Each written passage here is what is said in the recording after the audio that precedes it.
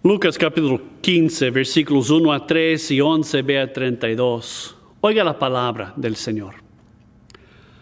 Ahora los cobradores de impuestos y pecadores estaban acercándose a escucharle a Jesús. Había fariseos y escribas que estaban murmurando diciendo: "Este acoge a pecadores y come con ellos". Jesús les refirió esta parábola. Había un hombre que tenía 2 hijos. El menor le dijo a su padre: "Padre, divide la herencia, yo quiero lo que es mío". Entonces él dividió su propiedad entre los 2. Hace algunos días el hijo menor juntó toda su propiedad y fue a un país distante. Y allá gastó todo lo que tenía, viviendo disolutamente. Cuando todo se había gastado, hubo una gran hambre en aquel lugar y empezó a pasar necesidad. Entonces fue y se contrató con uno de los ciudadanos de aquel país, quien le envió a dar de comer a sus puercos. Se hubiera saciado con la comida de los puercos, pero nadie le daba nada. Pero cuando se vino a sí mismo, pensó: ¿cuántos de los siervos de mi padre tienen lo suficiente y más pan para comer? Y aquí estoy muriendo de hambre. Me levantaré y regresaré a mi padre y le diré: Padre, he pecado contra el cielo y contra ti. Ya no soy digno de ser llamado su hijo. Tráteme como uno de sus empleados. Se fue y se dirigió a su padre. Pero en cuanto aún estaba lejos, su padre le vio y, lleno de compasión, corrió y colocó sus brazos alrededor de él y lo besó. Su hijo le dijo: Padre, he pecado contra el cielo y contra ti. Ya no soy digno de ser llamado su hijo. Pero el padre dijo a sus esclavos: rápido, traiga una bata, la mejor. Colóquenla en él. Coloquen un anillo en su dedo y sandalias en sus pies. Sacan el becerro engordado y mátalo y que comamos y celebremos. Pues este hijo mío estaba muerto y vive otra vez. Estaba perdido y luego está encontrado. Y empezaron a celebrar. Ahora el hijo mayor estaba afuera trabajando y cuando se acercó a la casa, escuchó música y baile. Llamó a uno de los esclavos y preguntó qué se pasaba. Ese replicó: su hermano ha regresado, su padre ha matado el becerro porque él lo ha regresado san y salvo.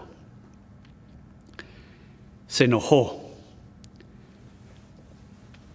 Se recusó a entrar y su padre vino a él y empezó a hablar con él diciendo: pero él replicó a su padre: oiga, tantos años he estado trabajando como esclavo para ti y jamás le he desobedecido sus mandamientos. Pero aún ni me has dado un animal tierno que pudiera celebrar con mis amigos. Pero cuando este hijo suyo regresa, el que ha devorado su propiedad con prostitutas, matas el becerro engordado. Y el padre le dijo, hijo, siempre estás conmigo. Todo lo que tengo es tuyo. Pero tenemos que celebrar, tenemos que regocijarnos, pues este hermano tuyo estaba muerto y ha regresado a vivir, estaba perdido y ha sido encontrado. Palabra de Dios al pueblo de Dios. Gracias a Dios. Semana pasada empezamos a hablar de la voluntad de Dios en sentido de aplicar las prioridades divinas a nuestras vidas, nuestras elecciones. Cómo nosotros nos relacionamos con los demás es inseparable de seguir la voluntad de Dios en nuestras vidas. Si vamos a amar a Dios, es obvio de tantos textos que debemos amar a todos a nuestro alrededor. Muy comúnmente, entre tanto, la gente más cercana a nuestra vuelta son aquellos con el cual tenemos más dificultad en tratar con dignidad, respeto, gracia.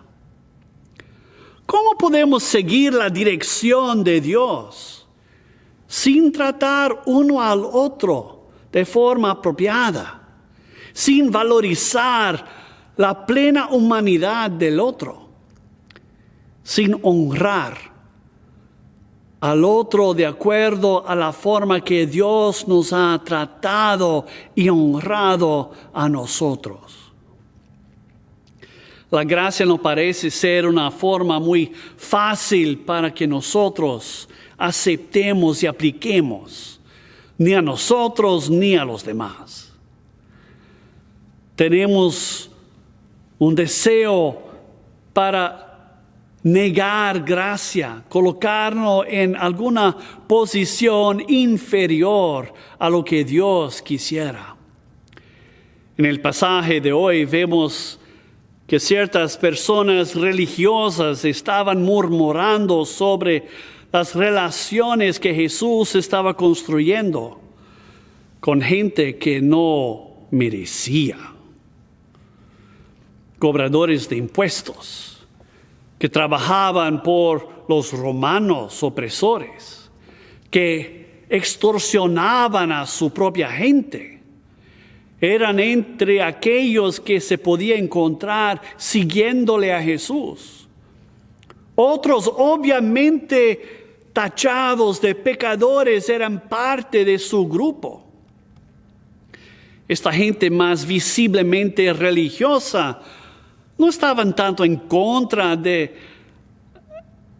los ensinos de Jesús.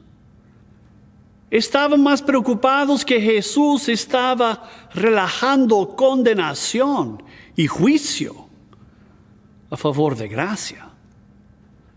Luego de todo, Jesús estaba dando a esa gente que no merecía lo tanto como ellos más atención y cuidado que ellos estaban recibiendo. ¿Cómo pudiera Jesús, un líder religioso, un profeta, hacer amistad con gente indigna cuando debería de estar apoyando a la gente religiosa? Aquellos que habían direccionado sus vidas tras seguirle a Dios. Ellos deberían de tener acceso más directo. Ellos habían pagado su boleto. Habían trabajado. Ellos merecían más atención divina. Y Jesús estaba regalando esa atención disolutamente entre gente que no merecía su atención. En ese contexto de esa preocupación contra Jesús, encontramos aquí su historia de un padre que dividió la herencia entre sus hijos antes del tiempo de su muerte. Un padre tenía todo derecho para proceder de esta forma, de dividir la herencia anticipadamente. Pero para que un hijo pidiera tal división, era una afrenta grande. Era declarar que su padre ya estaba muerto para con él. Era disolver los lazos familiares. Era declararse en contra de sus familiares. En medio de un sistema patriarcal, era decirle a su padre: para mí estás muerto, deme lo que es mío, ya no eres mi padre, ya no soy tu hijo. Seguir al código mosaico estrictamente exigiría colocar un hijo tal a muerte, por deshonrar a sus padres.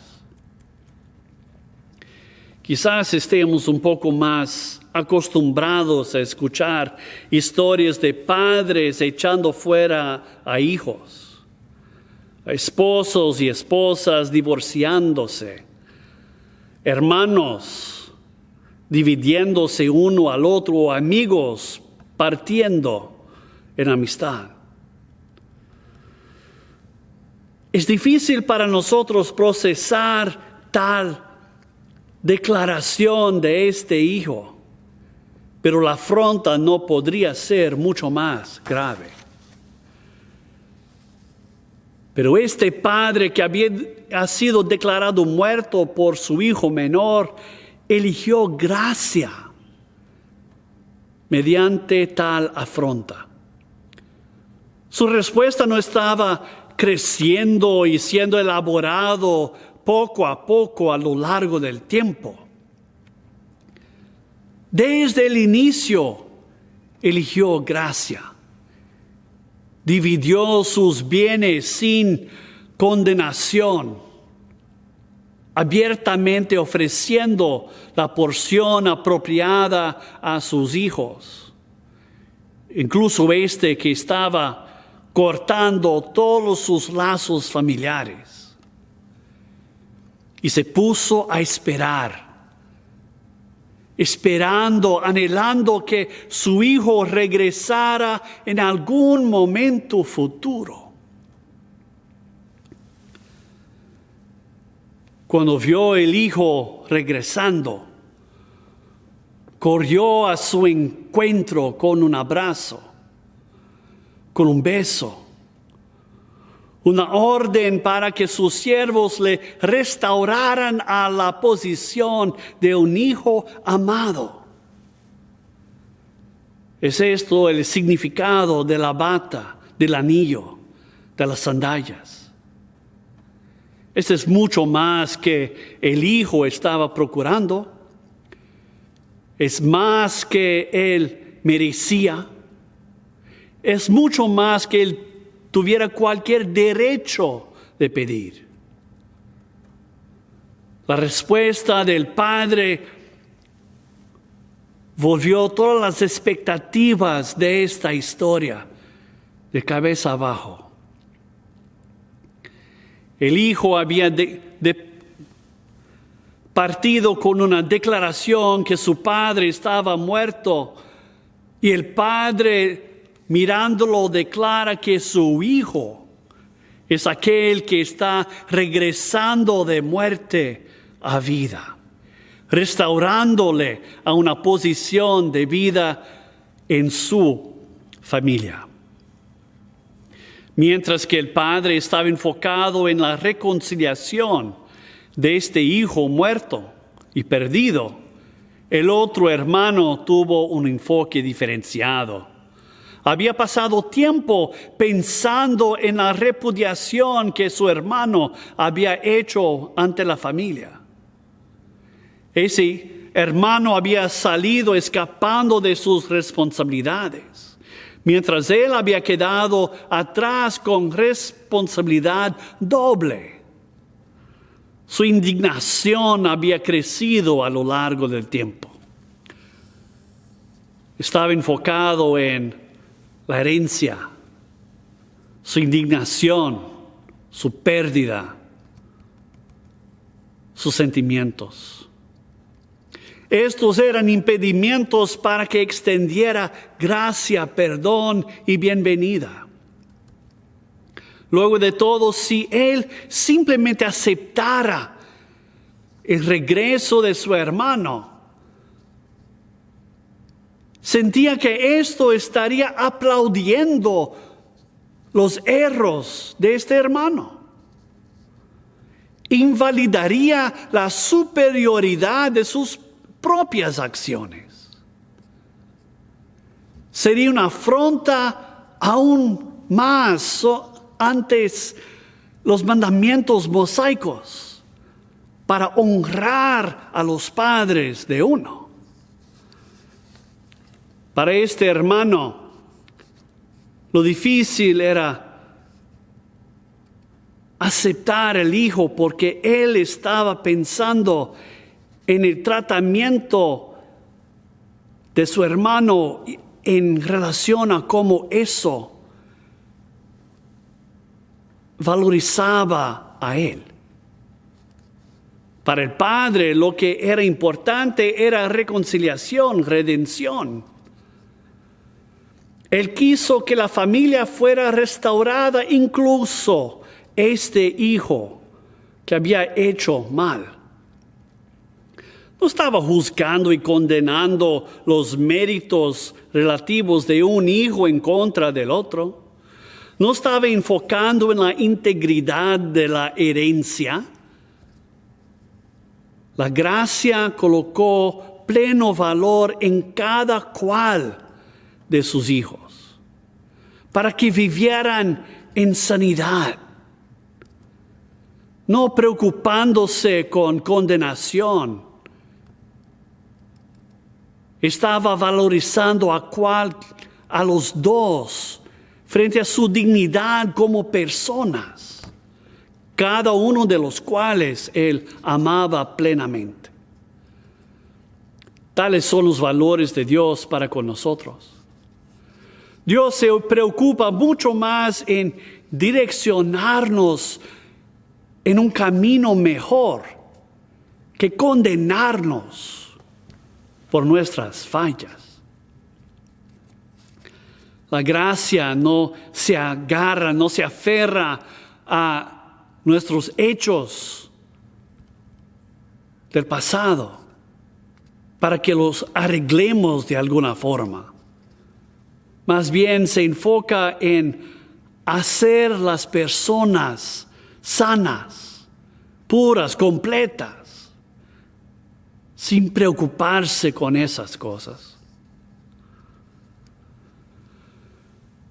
Jesús bien conocía las fallas de aquellos que le seguían. Estaba preocupado en elevarles a pleno pertenecer y participar del reinar de Dios. Su dignidad como personas no era algo para ser negligenciado. La gracia de Dios procura ofrecer a nosotros la dignidad que Dios ya ha establecido dentro de nosotros y llamarnos a que vivamos de acuerdo. ¿Cuándo aprenderemos a tratar a los demás de forma apropiada, de acuerdo a los valores de la gracia de Dios? Esa es su voluntad.